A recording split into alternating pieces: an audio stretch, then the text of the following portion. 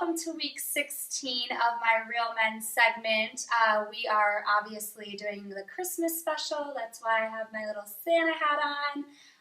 We're close to Christmas, and I actually get to go back to Chicago on Saturday, so I'm looking forward to that. But I have 3 Real Men this week for you to throw in your championship round, and that's it. You know, this is the last one, so hopefully you guys can win the championship round. I know, like I said, I'm looking to try to win in 2 different leagues.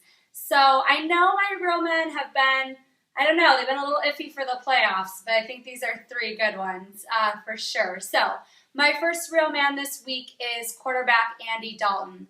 Now, I know he didn't have the best game against the Steelers, but he also didn't have the worst game. He came out okay fantasy-wise on that game. But this week, he is playing the Vikings, so his matchup is great. I actually picked him up, and I'm putting him in instead of Romo. They both have good matchups, but I just like Dalton this week better. So the Vikings are giving up an average of 306 passing yards and 46 fantasy points to quarterbacks per week. That is pretty good. I know I'm hoping for 2 to 3 touchdowns out of Dalton. And the Bengals play a lot better at home. They are actually undefeated at home, and Dalton is averaging 23.45 fantasy points when he's at home. Like I say, if you have good running backs, wide receivers, and such, you only need about 20 points out of your quarterback. If they get 30 or 40, then that's just awesome. But if you can get 23, that's pretty good. And he only has 1 interception in the last 3 weeks. I know that's a problem. He throws a lot of pick sixes, and he can kind of be interception crazy. But like I said, he only has 1 in the last 3 weeks, none in the last 2 weeks, and no fumbles in the last 3 weeks. So he's taking care of the ball a lot better, which is what we need in fantasy, especially in the championship round.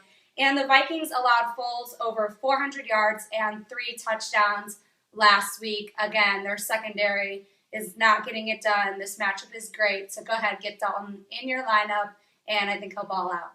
And my second Real Man this week is running back Frank Gore. Now, I had him in a league this year, and he was in my flex position a lot.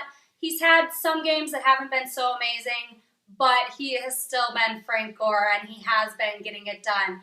Now, I have to pick on Atlanta again this week because they are only 29th against the run. I know I picked on them last week and told you to start Alfred Morris, which he did good. He almost had 100 yards, no touchdowns, and you would have gotten more fantasy points from him had he not fumbled twice. So I don't think Gore is going to have a problem with that this week. San Francisco likes to run the ball. Gore already has over 1,000 yards on the season, so that's showing you he's definitely getting the carries. He's already over 1,000. You know, there's still 2 games left in the season. And Gore has rushed. He's had 242 rushing attempts on the season, and he's only fumbled 3 times. So in the championship game, again, I'm looking for people that are taking care of the ball. They're not fumbling the ball, or quarterbacks that aren't throwing interceptions. And he's been doing great with not fumbling. And they're playing at home in San Francisco. This is the last time that they're going to be in Candlestick Park. You know, I think it's going to be a really special home game for the 49ers. They've been playing pretty great lately, so get Gore in your lineup, and he should get you some fantasy points. My third Real Man this week is a 4 balls pick. I had to give a ballsy pick because this is big balls fantasy football. So this one is a 4 balls on the scale, but if it works out, it will be nice. It is tight end Zach Miller. That's Seattle's tight end. And again, this is a great matchup. I know he hasn't been balling out by any means this season, but it's the matchup that I like.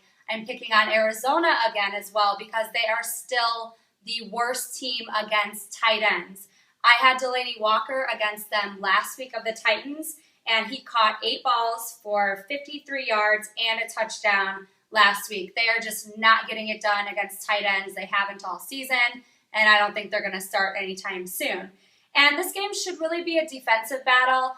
Seattle is first in overall defense, and Arizona is 7th.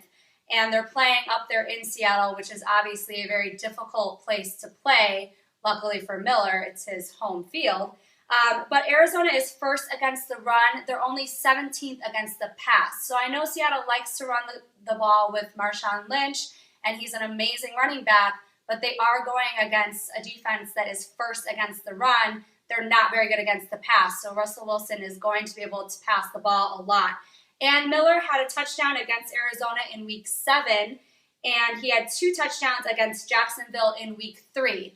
Jacksonville is another team that is not very good against tight ends, and he had 2 touchdowns in that week against them. So even though he's not doing great every week and he's not doing great against every defense, he's getting it done and he's getting in the end zone against defenses that are not good versus tight ends, and Arizona is a good matchup this week for him.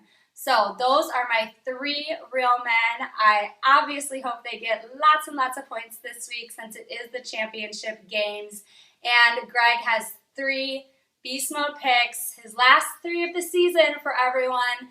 Who will go into Beast Mode for the championship game? He will let you know. So we are taking it to Greg.